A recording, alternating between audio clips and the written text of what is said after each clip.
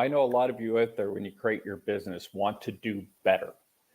You want to make more money, you want to build stability, but what are you really working towards? Are you working towards having a business to build a lifestyle for your family? Or are you working on having your family build a business that impacts community? And that's what we're going to talk about today. Super happy. First of all, welcome to the KeyHire Small Business Podcast. My name is Corey Harlock. I'm the creator of KeyHire, and I'll be your host today. Today, we have a super interesting conversation for you. We're going to be speaking with Rob Ferguson from the Ferguson Alliance. They've been around for about 14 years. Rob's has a very interesting business, and they work with exclusively family-run business, where KeyHire works exclusively with small businesses. He's right in the family side. He has 30 years of experience being executive in public and private companies. He's held CEO positions. He's currently sitting on the board of of a family business, but has sat on the board of, probably 12 or more different companies. I don't know if any public or I know private, but we can flush out if he's been on any public companies as well. But Rob brings a wealth of knowledge around kind of how to operate and build towards the future. The one thing we definitely share in common is that bigger goal of serving the community, right? Being successful so you can be successful, your employees can be successful, their families can share in that success, and then through that success, you can make your communities better. So without further ado, let's bring on Rob Ferguson. Hey, Rob, welcome. Hi, Corey. Thanks for having me. Hey, man. It's my pleasure. It's been a while. I think the last time we connected, we had lunch a while back and got a chance to catch up. But I thought, we're working with these small business owners, and this is right in your wheelhouse. And I thought, man, you could bring so much to the table for these people. So we have a small topic today. We're going to deal with, a small percentage of your knowledge, but we're going to dig into, family first business or business first family.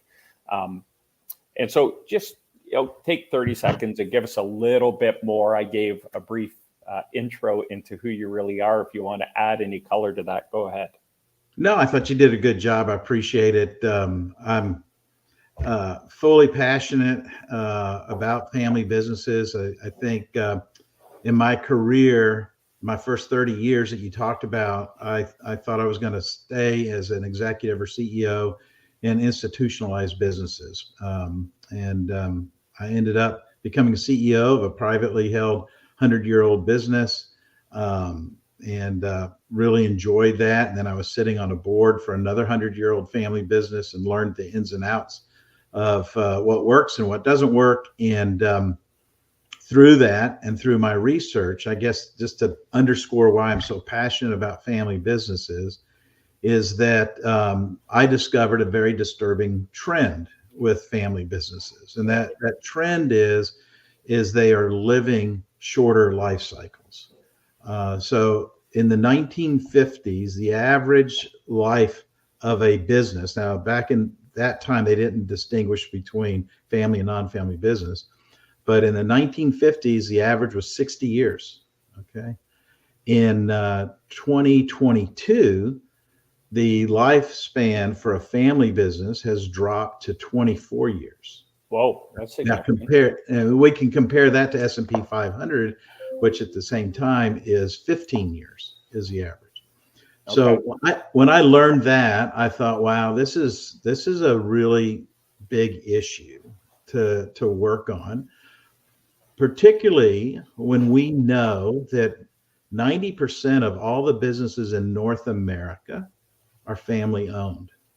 That's a significant, staggering number. Yeah. And I think on the side of that, a lot of people don't realize, a family owned business could be a sole proprietor who's out there running a plumbing company, and he's the plumber as well, right? That's right. Yeah. And that makes up a big chunk of that. And then as you gain more employees, am I correct in that kind of the percentage of the businesses gets smaller?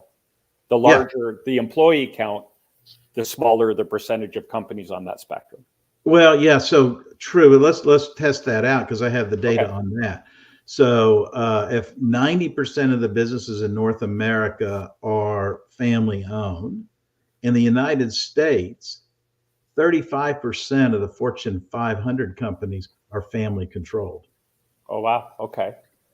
So family business is a big deal. It's Of a course, really yeah. big deal. Yeah. I And agree. the other alarming statistics is that the life cycle of family businesses, what's happening is between the first generation to the second generation, 60% fail to transition to the next generation. And From the first generation to second generation. yeah, from the first Okay. generation through the end of the second generation, only Okay. 40% make it. Okay. Okay. And then to go through the third generation, it declines even more. It declines to 12%. So I was always under the impression it was the third generation where the real drop off was, but you're saying it's kind of at the end of the second, beginning of the third is where we're seeing the biggest drop off. That's correct. Yeah. Okay. And then it drops off to 3% or less when you get to the fourth generation. And Right. I was in two family businesses that were fifth generation, and that's like 1% or less. So it's really difficult to transition a family business from one generation to the next. And so that's where we've done a lot of research trying to better understand that. And that's where we came up with our very first question. Whenever we get a new client, we ask them, are you a family first business or a business first family?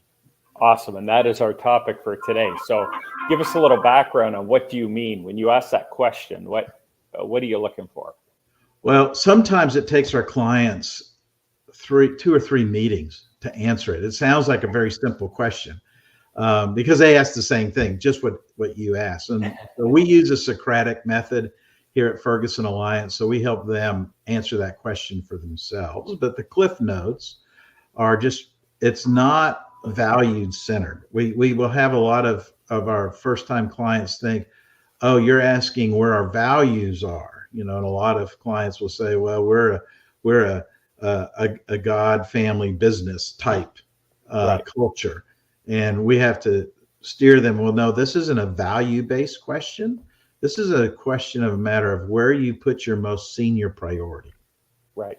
Is your priority focused around creating jobs for your family, providing income for your family, or is your priority focused on creating value and jobs for your business and a place of prosperity and creating a longer legacy, so to speak?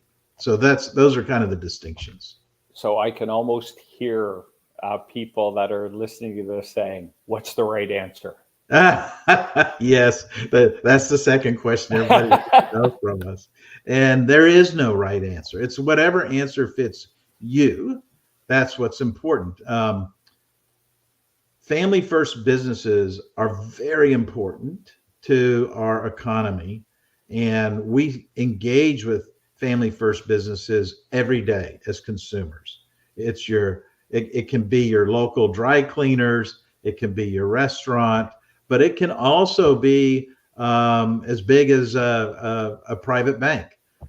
So it doesn't matter about size or type of industry. It just matters about what's the priority. So when I was hired to be the CEO of this family business, it was an industrial packaging business. They had, as fifth generation, 17 cousins were involved. And that sounds like fun, Rob. Yep, it was a lot of fun. And my job was to turn the company around. It was losing money, and the family decided it wanted to just sell the business. The family was done with the business, so to speak. So they were definitely a family first business, even though they were in excess of $100 million in annual revenue. Had probably, I think we had 300 employees. So it was a nice size regional business, but they were family first. And so when I started as a CEO, we had to answer that question from a board of directors perspective, right, in order for me then to be effective at turning the business around. And so I just want to go back because I thought, so you were brought in as the CEO, Yes. correct? Were you Correct. the first non-family member to lead that company? Yes, that is correct. And did they, as a family, kind of say, no one put their hand up and said, I want to take this on? So they said, or did they all sit around and say, we agree, we don't have the tools within the family to lead this company? They had, so this family was wise enough to have a board. They had a functioning board, and they had one independent director on that board who served as a chairman of the board. Okay. And then there was, I think, four family members on the board. Okay, out of the 17. Right. So they took it to a vote. One of the family members wanted to be the CEO or thought they could be the CEO. The problem was this was the first time in their 100-year history that they have been underperforming. Revenues had declined 25%. Profitability had declined to negative. So they were definitely moving closer and closer, unfortunately, to the zone of insolvency. And that's when the board, with the direction of the independent director, decided they needed to bring in a professional non-family member to turn the business around and then sell the business.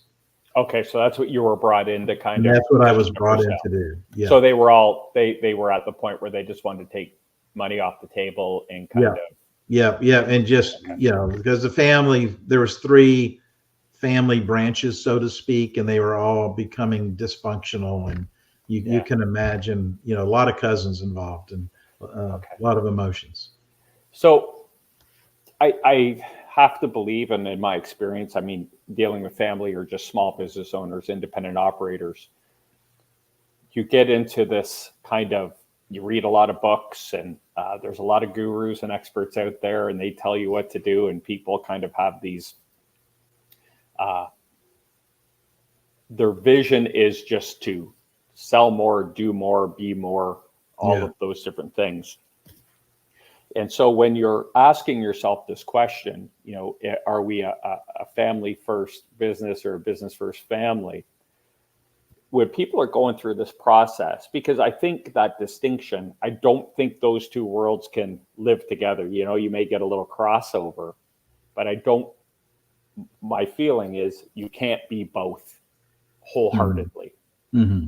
Is that accurate? Yes, you have to make a choice, and it can change over the where the business is in its life cycle, right? So if it's a startup business, it's probably 9.5 times out of 10 a family first business, right? It's just how do I pay my credit cards? How do I put groceries on the table? I had this idea, I'm trying to launch it, and as it grows, as it matures through the life cycle, it begins to add more structure with more people, right? And you know this as you're starting to hire. Well, now I got to have a payroll system. I got to put in some management practices. So same thing as that business is going along its life cycle, it does need to evolve in its philosophy as well. Right. And usually about the time that business is matured to a place that it has stalled. Right. Okay. It's not growing like it once was. Its product is doing fine. Its profitability is okay, but it has just stalled. Now that can happen at any revenue size, but it stalls because of where the family leadership is with their ability to scale. And the reason is because I want to go back to something you said about going back and forth about doing and having. And well, that's the issue, is these businesses get stuck in, well, what do I have to have? I have to have more revenue. Okay, well, what do I need to do? I need to go get more salespeople. Okay, now I have to have more revenue. What do I need to do? I guess I need to have more salespeople. Oh, but I don't have enough products. So what do I have to have? Oh, I have to have more. So they get stuck in this, what I call the have-do loop, back and forth. And what we do is we help the families put context to the have-do by asking that question, what do you want to be? Do you want to be a family first business and you define it what it is? Or do you want to be a business first family and you define it what it is? Right. And you see, once that statement of B is declared, now you know what you have to have, and now you know what you need to do. And you can break that stagnant cycle and start going and growing again. Right. And the action plan for either side of that is very different. That is correct. Yes. So in my experience, a lot of times that transition from the family first business to business first family comes from that unexpected success, right? Yes, right. I say this all the time. We go out and we start a business. We hire our neighbor, we hire our in-laws, we hire our neighbor's friends, and everyone does everything. Yeah. And they all have fingers and pies because that's what you do when you start a small business, right? Unless you're raising funds and you're going out and doing this big tech venture or something. But eventually, if everyone does what they're supposed to do, the revenue or the output outgrows the capabilities and ability of people inside the business. That's correct. And what we call it becomes a capacity issue, right? The business is bigger than the collective experience of the people leading it. And they don't know how to build a better process and procedure to do that. And so I think we use different terminology, but we're describing the same phenomenon, right? And that would become that crux where it's like, okay, do we just want to be what we are and kind of make a nice business and live the lives we're living? Or do we want to transition into creating a corporate structure and a real organization chart with a growth plan and all that good stuff? Am I on the right track? You are. And because we believe that only business first families can have their business and their legacy live forever. And a family first business that can't, because you're limited to who is in control of that family first business. Now it could transition to another generation, but it can't live forever. Remember, what our real passion is helping these family businesses extend their life cycle. We're trying to reverse that trend. So that's why we help these businesses either make the choice, it's up to them, but make the choice to be a business first family and help them put the processes, people, and systems in place to do that. Or if they make the choice not to be, that's fine.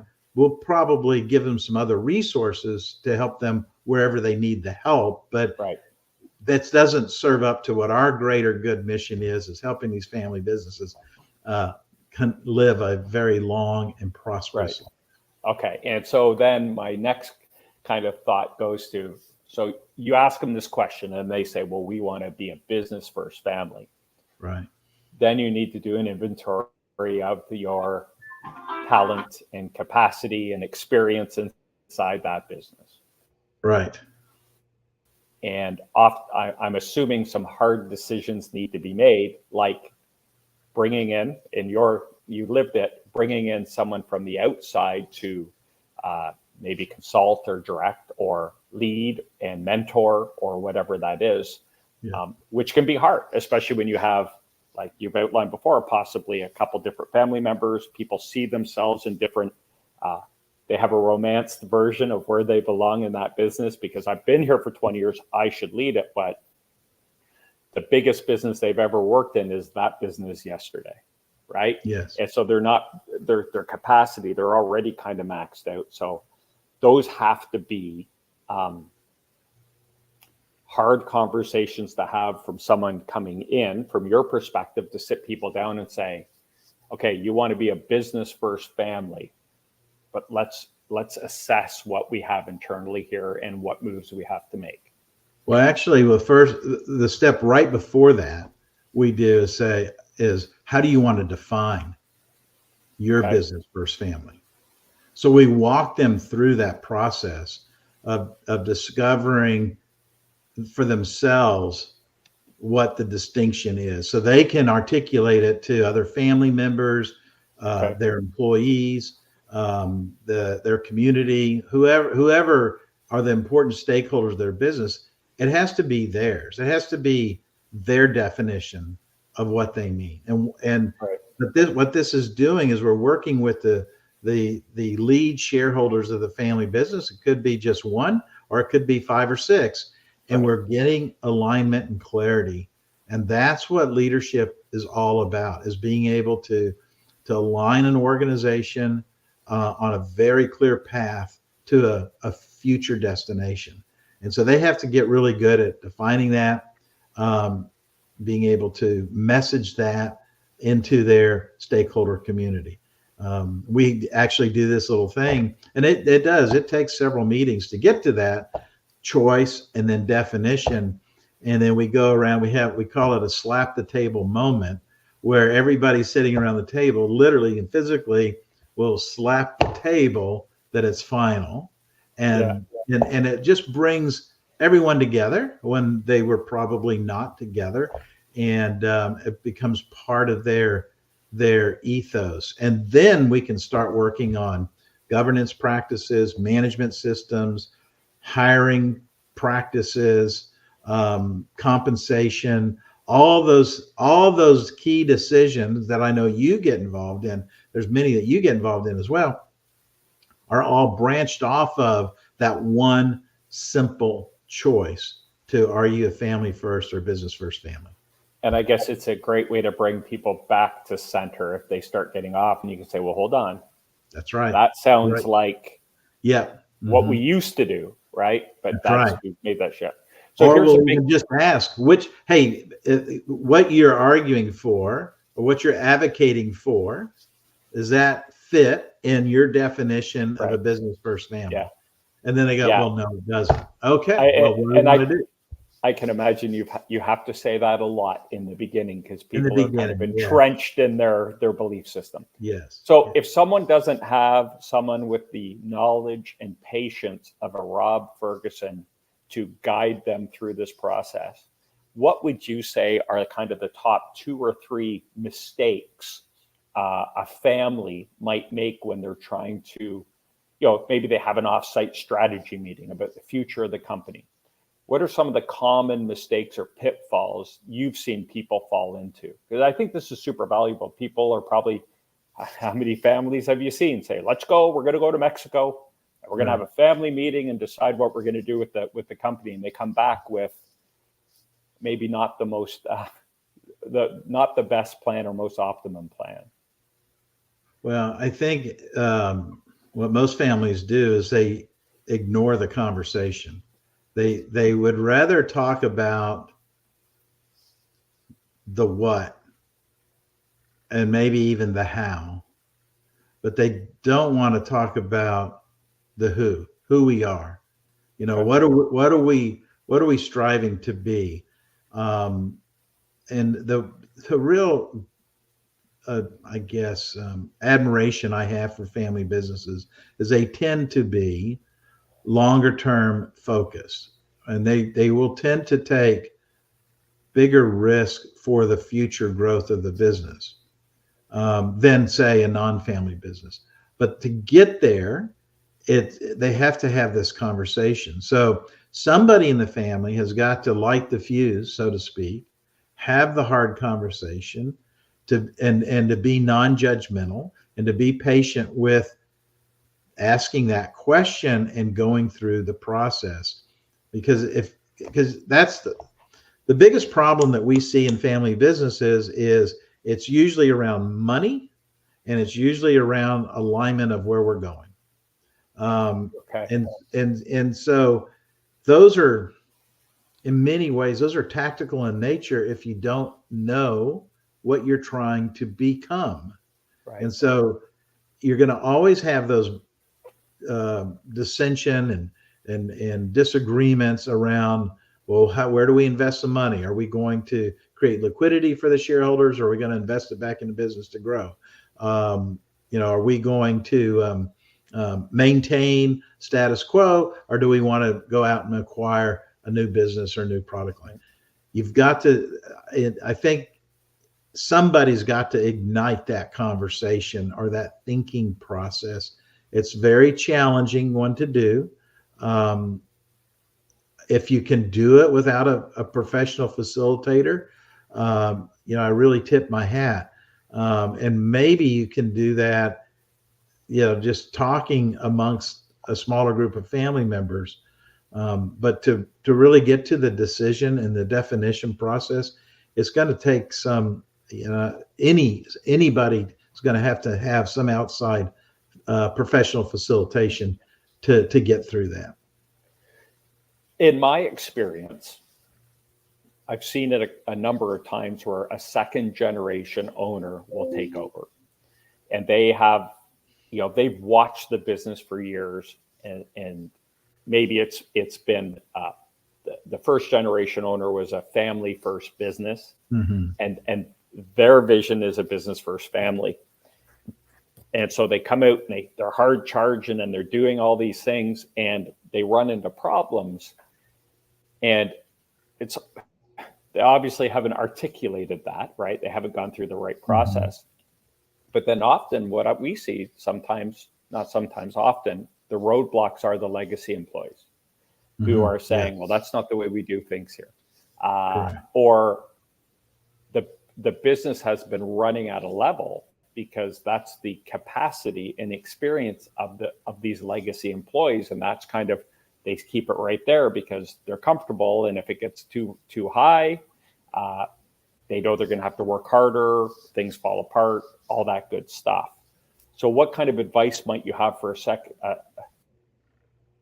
the next generation, whatever it might be, coming in, who is, how would they understand they are changing that philosophy, and how can they kind of send that message in a more intentional and receivable way?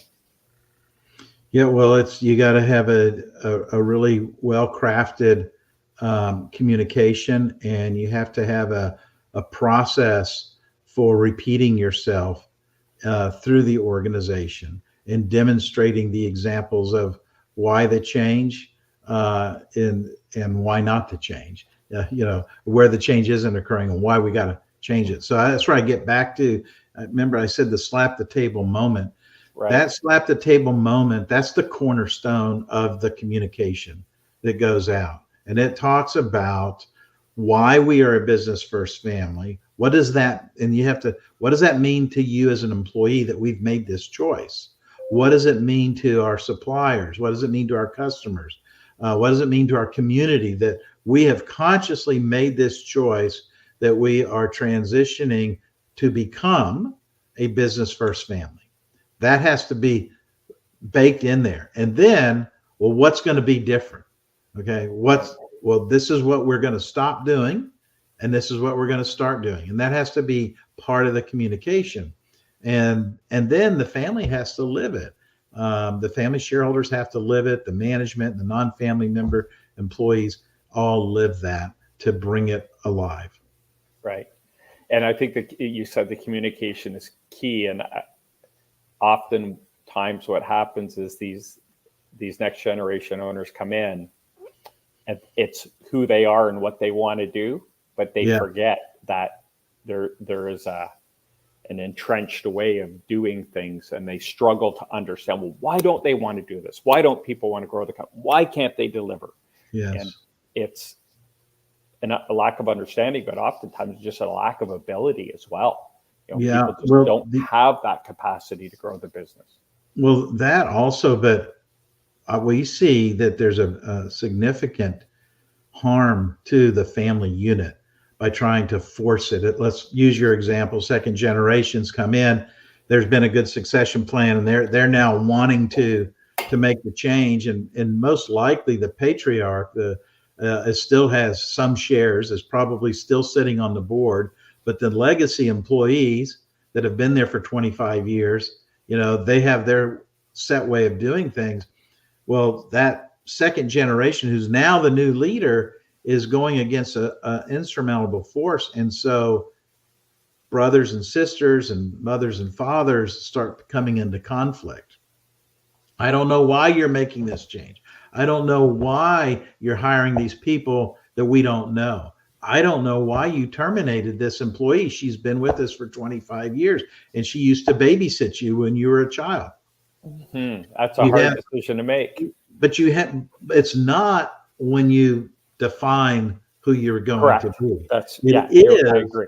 It is when it's not shared. There's not full alignment and agreement around it. Yeah. Then it's very, very difficult. And that's what happens if that's missing. We see a tremendous amount of dysfunctionality between family members and a lot of confusion with the employees and the marketplace. Yeah, that's brilliant. That's well said. And I think a lot of family businesses live that, because it's just this, people come in and when they finally get a chance to take the reins, they want to have impact, and they want to show they deserve that role, and they want to make the company better. Their motivations are all the right motivations. I don't think anyone comes in there with the intent to just with the wrong intent. But you get back to getting everyone aligned and making sure. I mean, I say it all the time, like small business owners, family businesses, these are great people doing the best job they can. And I never, ever want to speak poorly of them, because I understand that, but the dynamic of that shift is so important. And like you said, if it's not done correctly, if they don't have the tools to make that transition, it can tear families apart. I had a client way back when, and I reconnected with him, and he inherited the business from his father, took it to new heights. They weren't very aligned. There caused a little bit of turmoil in the family, and finally, he just had a heart-to-heart with his father and said, look, what do we need to do to make this right? How I want to continue on with the business, and we've got it going, and you might be the one person that's kind of throwing up the roadblocks for me here. So how I want to save the relationship more than the business here at this point. Like, they were two separate issues, and they were able to come to terms, and things are great now. The business is thriving, but it took some time and some pain, to get to that point. And had the second generation owner not had the courage to have the conversation, they could have lost a relationship too. That's right. Yeah. Totally agree. See that all the time. All the time. Yeah. And that's like the worst outcome, right? So it is. Yeah. All right. So Rob, the information's been incredible. So if someone, I think we talked about it from the do not side, but if there is someone out here listening who's thinking, oh man, that sounds like me, I need to get this ship pointed back in the right direction, what would you say are the first kind of 1, 2, 3 steps someone should take right now if they're feeling like this? They're maybe a second generation owner coming in, they're feeling this friction, the things you're saying, they're saying, yep. Other than calling you, and we'll get your information out here in a second, but other than calling you, what are kind of the first steps they should take to kind of right the ship? Well, the first thing is somebody's got to step into that leadership role. You just gave an example of one of your past clients. Whether it's a second gen or third gen, somebody's got to stand up and say, we've got to address this issue of being really clear on who we are and where we're going. And just start with those questions. Who do we intend to be in the next 10 years? All right. Who are we today? And what are the gaps to get us there? Have that conversation. We call that leadershiping. We turn the noun leader into a verb. Yeah. And so anybody can provide leadershiping, and that's what we define leadershiping is bringing the future to the present. So who do we want to be in the next decade? All right. And where are we today? So what are the gaps? Having that conversation will eventually help lead into part of who do we want to be? Well, do we want to be a business first or family first business? That you've got to start having that conversation and get that definition going. It's a hard one to have. And you need somebody that's trained in helping you get through that. And to your story, the second generation and the first generation did get it resolved, which is great. So that's where you're really trying to go, is you want to make sure that there's a lot of clarity around where we're going and why we are going there, and what does it mean to us as shareholders, and what does it mean to our employees and other stakeholders. I think I heard you say something really important. Get a third party who's kind of unbiased, does not have a dog in this fight to negotiate this. Yeah. Like, you can't get a family member has knowledge of the business and a closer relationship on one side than the other to negotiate this. That sounds like it probably wouldn't work. It's really hard. Let's face it. I tip my hat to family businesses. Business, whether you're family or non-family, is hard, right? You're trying to keep your customers happy, your employees happy, and your shareholders happy. And they're always seem to be in conflict with one another. That's business. But then you add the dynamic nature of family on top of that, okay, now your boss is the cousin who always got the good Christmas gift. That is a whole nother dimension of difficulty. And so that's why these third party advocates for doing what is best, as opposed to doing what is right for an individual, can help you get to these answers and help these family businesses make the transition from a family first to a business first. Awesome. So, Rob, I'm a business owner. I'm out there thinking, man, I need to talk to this guy and get some help. How can we get in touch with you, Rob? I'm on LinkedIn, so you can connect with me there. Also, we have our website that you can go to, ferguson-alliance.com. And then lastly, we have a toll-free number. You can give us a call at that toll-free number, 833-215-6252, and we'd be happy to visit with you. Awesome. This has been great. So much valuable information. I know you're busy, and I definitely appreciate you carving out some time to speak with us today. Thanks a lot, Rob. Thanks, Corey. I enjoyed it. Hey, me too. It's been great. There it is. Rob Ferguson. He's a smart guy. I always enjoy speaking to him. I thank you for tuning in with us today, season 2, episode 14. We're getting through these, but we look forward to connecting with you in the next couple weeks. Signing off, my name's Corey Harlock. I'm the creator of Key Hire. And until next time, stop grinding, start growing.